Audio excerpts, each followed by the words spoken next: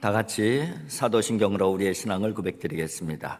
나는 전능하신 아버지 하나님 천지의 창조주를 믿습니다. 나는 그의 유일하신 아들 우리 주 예수 그리스도를 믿습니다.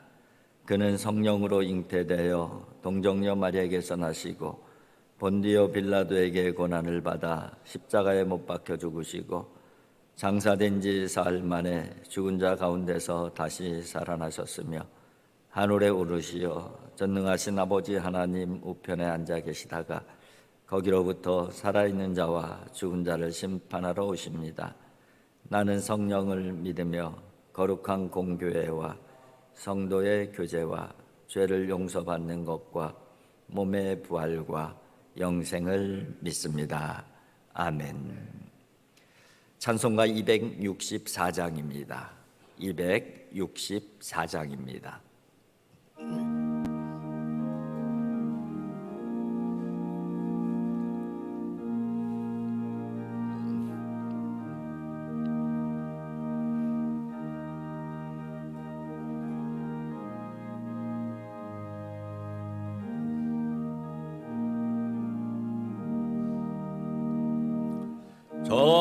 정결하게 하는 셈이 나의 앞에 있도다.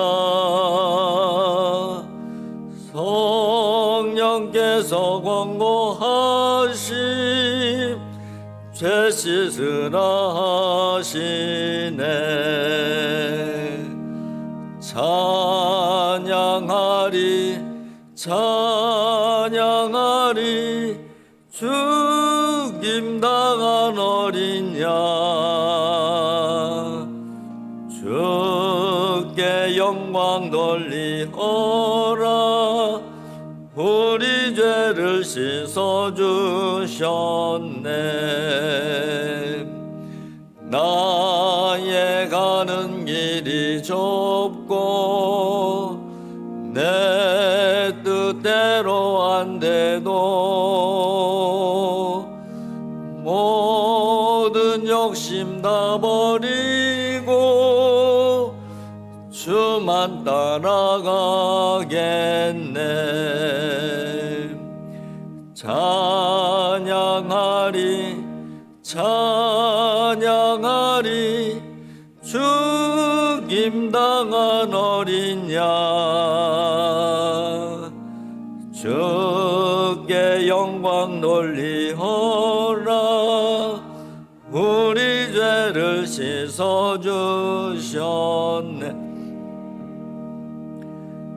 나의 마음 제단 위에 불길같이 타올라 영원토록 찬양하며 주께 영광 돌리네. 찬양하리 찬양하리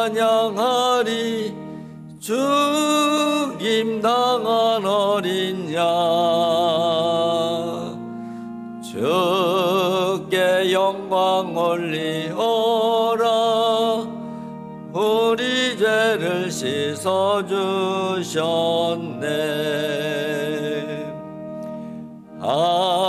한량없는 주의 은혜 나를 영접하셨네. 내가 지은 모든 죄와 허물 용서하셨네. 찬양하리 찬양하리 죽임당한 어린 양 주께 영광 돌리어라. 우리 죄를 씻어주셨네. 성부 하나님께 영광 성자 예수께 영광 성령님께 또한 영광 모두 돌려드리세. 찬양하리 찬양하리 죽임당한 어린 양 주께 영광 돌리어라. 우리 죄를 씻어주셨네.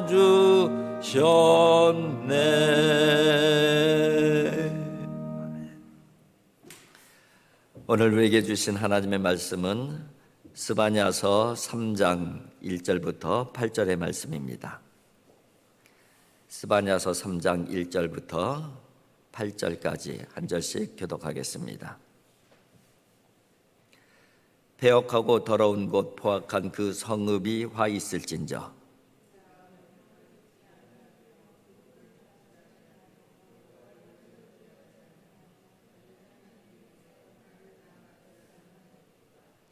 그 가운데 방백들은 부르짖는 사자요 그의 재판장들은 이튿날까지 남겨두는 것이 없는 저녁 일이요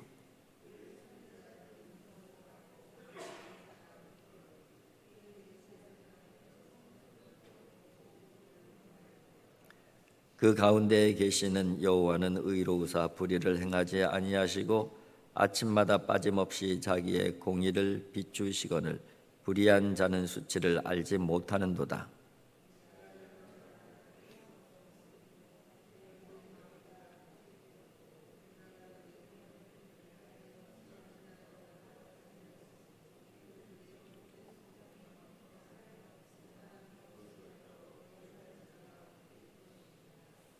내가 이르기를 너는 오직 나를 경외하고 교훈을 받으리라. 그리하면 내가 형벌을 내리기로 정하기는 하였지만 너의 거처가 끊어지지 아니하리라 하였으나 그들이 부지런히 그들의 모든 행위를 더럽게 하였느니라. 나 여호와가 말하노라. 그러므로 내가 일어나 벌할 날까지 너희는 나를 기다리라. 내가 뜻을 정하고 나의 분노와 모든 진노를 쏟으려고 여러 나라를 소집하며 왕국들을 모으리라. 온 땅이 나의 질투의 불에 소멸되리라. 아멘. 총체적 난국이라는 말이 있죠. 어떤 상황이 꽉 막히거나 답이 없는 그런 그 상태에 있죠. 이 총체적 난국이라는 것을 제가 그 인터넷 사전에서 한번 찾아봤어요. 여러 가지 그 설명이 돼 있는데 이런 설명이 있더라고요. 전쟁에서는 단순히 전투에서 포위를 당하는 정도에 쓰여지지는 않는다.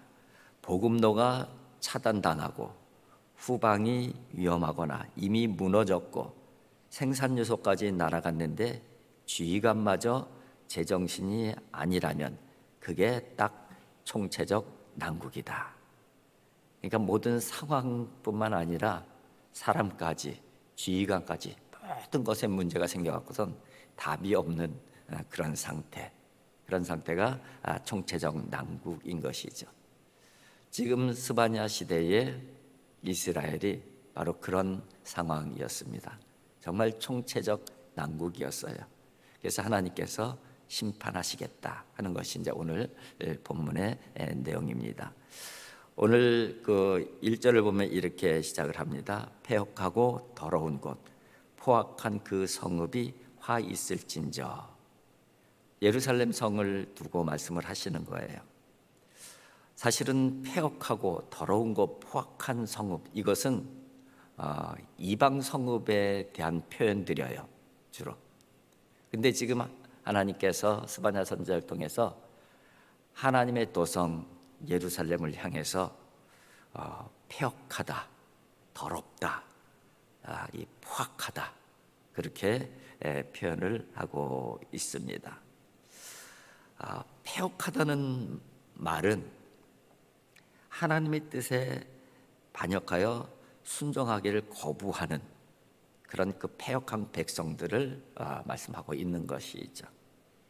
또 더럽다는 것은 이교들의 우상을 숭배하는 것, 하나님께 등을 돌릴 뿐만 아니라 우상 숭배하는 것, 그런 부분들을 의미하고 있는 것이에요. 포악하다는 것은 백성들 간의 그 관계에서 나타나는 그런 그 부분입니다. 다른 사람들의 권리를 짓밟고 억울하게 하고 이런 힘을 가지고 영향력을 가지고 그렇게 괴롭히고 포악한 짓을 하는 것, 백성들과 관계 가운데 나타나는 악행, 이런 것들을 포악함이라고 표현을 하고 있습니다. 그래요. 지금 하나님의 도성 예루살렘 안에 사람들이 그런 그 상황이었다는 거예요. 그래서 하나님께서 심판하시겠다, 화 있을진저, 그렇게 말씀을 하고 있습니다. 그런데 왜 하나님의 도성이, 하나님의 백성들이 이렇게 패역한 백성이 되고 더러운 백성이 되어지고 포악한 백성이 되었는가? 그 원인이 무엇일까? 원인은 우리가 짐작을 할 수 있는 것이지만 오늘 본문을 통해서 보게 되면은 2절에 이렇게 되어 있습니다. 그가 명령을 듣지 아니하며 교훈을 받지 아니하며 여호와를 의뢰하지 아니하며 자기의 하나님에게 가까이 나가지 아니하였도다. 그 백성이 패역한 백성이 되어지고 더러운 백성, 포악한 백성이 되어지고 그 하나님의 거룩한 도성이 패역한 도성, 더러운 도성, 포악한 도성이 된 이유는 그의 백성들이, 하나님의 백성들이 더 이상 하나님의 명령을 듣지 아니할 뿐만 아니라 그의 교훈을 받아들이지 아니하고 하나님을 더 이상 의지하지 않고 있다는 거예요. 그리고 도리어 하나님께 가까이 나가는 것이 아니라 하나님과 점점 멀리 떨어져 가고 있다는 것입니다. 이것이 바로 이 거룩한 도성이 패역한 도성이 된 이유이고 거룩한 백성이 더럽고 포악한 백성이 된 이유라고 말씀을 하고 있습니다. 그러면서 이제 조금 더 구체적으로 언급을 하고 있는데 백성들만 그런 것이 아니라 이제 총체적 난국이라고 표현한 것은 이 지도자들까지 완전히 다 타락한 모습을 언급을 하고 있습니다. 3절입니다. 그 가운데 방백들은 부르짖는 사자요 그의 재판장들은 이튿날까지 남겨두는 것이 없는 저녁일이요 그의 선지자들은 경솔하고 간사한 사람들이요 그의 제사장들은 성소를 더럽히고 율법을 범하였도다. 방백들은 바로 이 귀족들, 정치 지도자들, 그죠? 이런 사람들을 총칭하는 그런 그 표현인 것이죠. 그래요. 그런 사람들이 부르짖는 사자처럼 바로 자신의 사의 사욕을 채우기 위해서 막 움켜쥐는 그런 그 모습을 표현하고 있는 것입니다. 그러니까 힘과 권력을 통해서 막 자기 욕심을 채워가는 그런 모습들, 그런 모습들인 것이죠. 그리고 또 재판장에 대해서는 이튿날 남겨두는 것이 없는 저녁 일이라고 표현을 하고 있습니다. 이 부분도 이 굶주린 이리 때가, 그죠? 이 먹이를 발견하게 되면 남겨짐 없이 다 싹 먹어치우는 이런 모습으로 비유를 하고 있어요. 그러니까 불의한 재물을 축적하기 위해서 재판을 그렇게 굳게 하는 그 재판장들을 표현하고 있는 것이죠. 그런데 거기까지만 문제가 있는 것이 아니라 더 큰 문제는 선지자들이나 제사장들까지도 다 타락했다는 거예요. 그래서 총체적 난국이라는 표현을 하고 있는 것입니다. 선지자들은 더 이상 하나님의 말씀을 대언하는 자들이 아니에요. 하나님께 충성을 해야 되는데 사람의 눈치만 보는 그런 그 부분이죠. 간사다는 표현이 되어져 있습니다. 하나님 앞에 신실하지 못하고 하나님의 음성을 대변하지 못하고 자기 욕심 채우기 위해서 사람들의 두려움 때문에 사람들의 마음을 채우기 위해서 거짓 예언을 하고 사람들에게 좋은 얘기만 하고 이런 모습이 바로 선지자들과 제사장 가운데 있는 것이죠. 사실은 선지자들이 범하기 어려운 시대에 범하기 가장 쉬운 요소인 것이죠. 왜냐하면 어려운 시대 백성들이 강팍한 시대에는 좋은 말만 해지면 문제가 안 생기잖아요. 근데 강팍한 시대가 되면 하나님께서 주시는 메시지는 항상 강력한 그 경고의 메시지가 주어지는데, 그 경고의 메시지를 줘야 되는데 사람들이 그렇게 되면 공격을 하니까 선지자들이 제대로 하나님의 말씀을 증거하지 못하는 거예요. 그리고 좋은 말만 하는 거예요. 괜찮다, 괜찮다. 그 부분을 지적을 하고 있는 것입니다. 고린도전서 4장 2절에 보면은 맡은 자에게 구할 것은 충성이다, 그렇게 말씀하고 있는데, 충성을 하긴 하는데 하나님께 충성하는 것이 아니라 사람들에게 충성하고 있는 거예요. 누가? 선지자나 제사장들이. 그 부분을 지적을 하고 있는 것입니다. 지금 총체적 난국이 되어져 있는 것이죠. 그래서 결국은 하나님께서 심판을 하실 수밖에 없었어요. 회초리를 들 수밖에 없었던 거예요. 그럼에도 불구하고 오늘 본문에 보게 되면은 5절에 이런 표현이 있습니다. 그 가운데 계시는 여호와는 의로우사 불의를 행하지 아니하시고 아침마다 빠짐없이 자기의 공의를 비추시거늘 불의한 자는 수치를 알지 못하는도다. 그럼에도 불구하고 하나님께서는 끝까지 공의의 빛을 비추시는 것을 하루도 멈추지 아니하시고 공의의 빛을 비추고 계시는 하나님을 표현을 하고 있습니다. 그럼에도 불구하고 최후의 순간까지 은혜의 손길을 끊지 아니하시는 하나님이신 것이죠.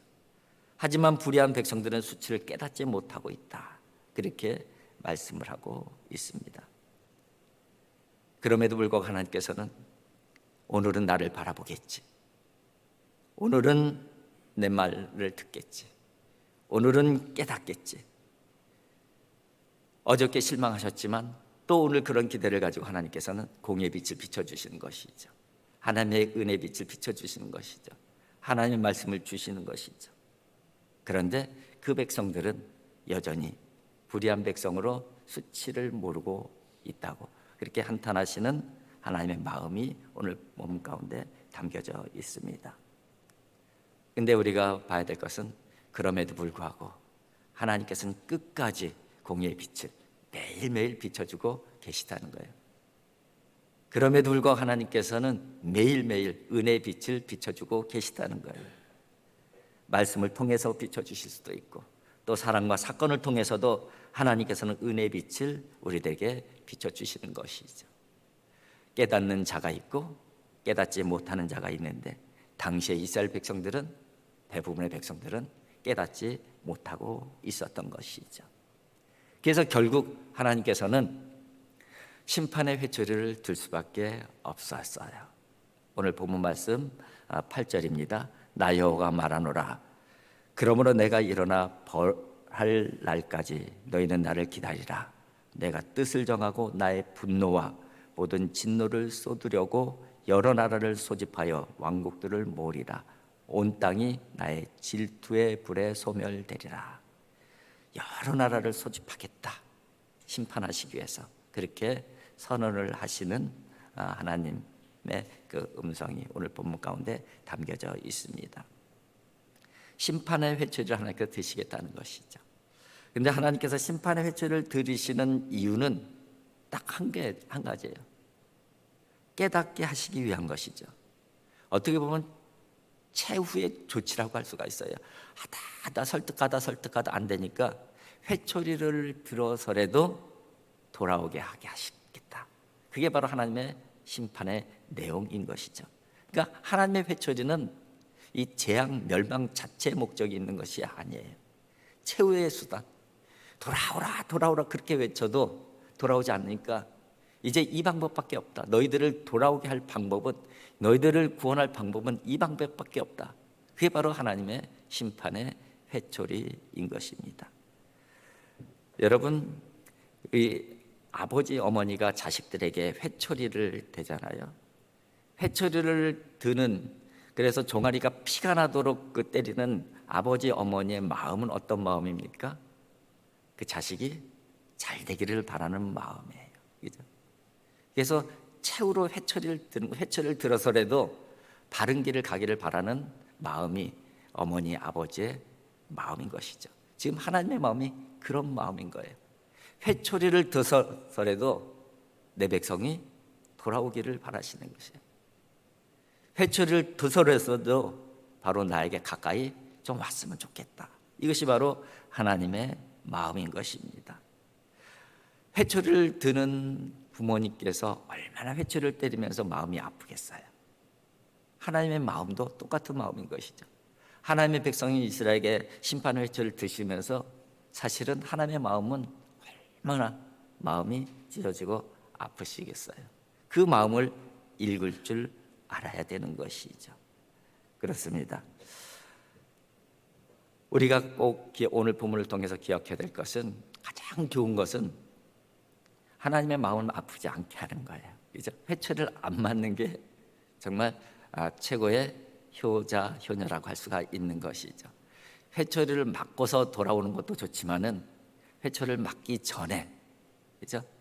그러면 하나님의 마음이 안 아프시잖아요. 그죠? 그게 이제 가장 큰 그 지혜이고 효도인 것인데, 저와 여러분들이 그런 하나님, 저는 회초리에 안 맞아도 되는 그런 하나님의 자녀가 되게 해주세요. 그러기 위해서는 오늘 본문 가운데 하나님의 명령에 귀를 기울이고, 말씀에 귀를 기울이고, 마음에 담고, 어떻게든지 하나님을 신뢰하며 의지하며, 그리고 하나님 앞에 어떻게든지 더 가까이 나가려고 하는 그런 마음이 있으면은 하나님께서 회초리를 드실 이유가 없는 것이죠. 하나님께서 이스라엘 백성들의 회초리를 드신 이유는 바로 이 이유이잖아요. 그죠? 하나님의 말씀을 멀리하고 하나님을 의지하지 아니하고, 그리고 하나님을 멀리함으로 말미암아 패역한 백성이 되었기 때문에 바로 돌아오게 하시기 위해서 회초리를 드신 것이잖아요. 그렇다면 우리가 반대의 모습으로 살아가면 되는 것이죠.